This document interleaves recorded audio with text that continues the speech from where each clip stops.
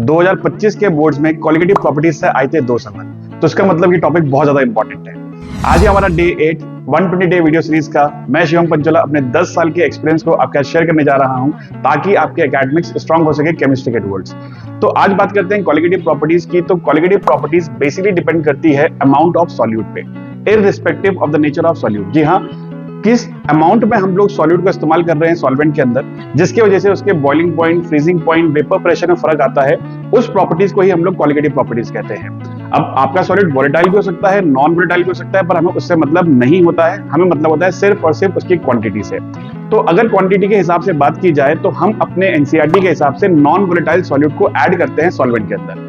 तो जब हम अपने सॉल्वेंट के अंदर एक नॉन वोलेटाइल सॉल्यूट को ऐड करते हैं तो उसका वेपर प्रेशर कम हो जाता है। कारण क्या है कि सरफेस में जो सॉल्वेंट के पार्टिकल्स होते हैं उनकी स्पेस सॉल्यूट एक्वायर कर लेता है, और क्योंकि सॉल्यूट नॉन वोलेटाइल नेचर का है तो वो वेपराइज होगा नहीं, तो ऐसा जो सॉल्यूशन होता है उसका वेपर प्रेशर कम हो जाता है। जब किसी का वेपर प्रेशर कम होता है तो उसको एटमॉस्फेरिक प्रेशर को अचीव करने में टाइम लगेगा, तो इसका मतलब उसका बॉइलिंग पॉइंट बढ़ जाएगा, पर वहीं पे इसका फ्रीजिंग पॉइंट क्या हो जाता है, कम हो जाता है।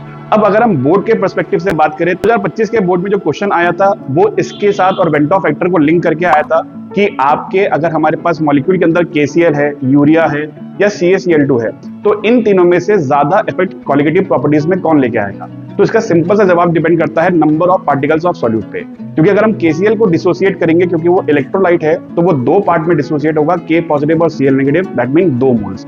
यूरिया क्योंकि वो एक नॉन इलेक्ट्रोलाइट है तो वो डिसोसिएट होगा नहीं, तो ओनली 1 मोल उसके काम करेंगे।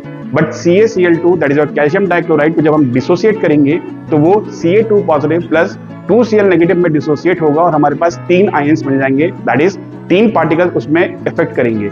तो इसका मतलब हमारा आंसर है CaCl2, जो यहाँ पे हमारी रिएक्शन को ज्यादा इफेक्ट करेगा क्वालिटेटिव प्रॉपर्टीज के रिस्पेक्ट में। इन्हीं टॉपिक से एक न्यूमेरिकल भी हमारे पास आया था 3 नंबर का, वो था फ्रीजिंग पॉइंट से। तो नेक्स्ट वीडियो में हम कवर करेंगे अपने फ्रीजिंग पॉइंट वाले न्यूमेरिकल को, और आपको मैं बताऊंगा कि कौन कौन से न्यूमेरिकल्स आपको प्रैक्टिस करके जाने चाहिए। लास्ट टॉपिक में हम रहेंगे अपना वेंटो फैक्टर की तरफ एंड ऑस्मोटिक प्रेशर, और इस तरीके से हम फिनिश करेंगे अपने सॉल्यूशन चैप्टर को। टिल देन वीडियो को लाइक करें, शेयर करें और सेव करके जरूर रखें, ताकि ये सारे क्वेश्चन जो हम प्रैक्टिस कर रहे हैं आप अपने इस बार के बोर्ड में उनको प्रैक्टिस कर पाए।